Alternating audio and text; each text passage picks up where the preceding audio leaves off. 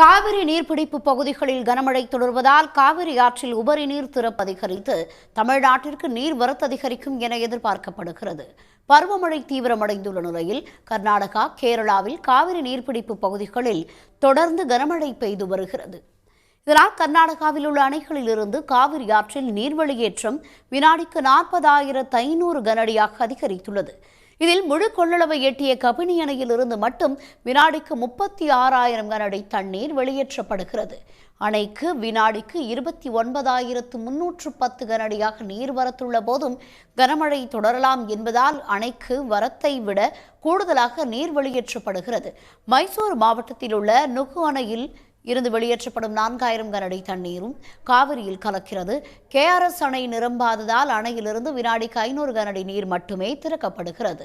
இதனால் கர்நாடக அணைகளில் இருந்து காவிரி ஆற்றில் 40,500 கனஅடி நீர் வெளியேற்றப்படும் நிலையில் தமிழ்நாடு எல்லையான பிலிகுண்டுலுவுக்கு வினாடிக்கு 21,100 கனஅடியாக நீர்வரத்து உள்ளது.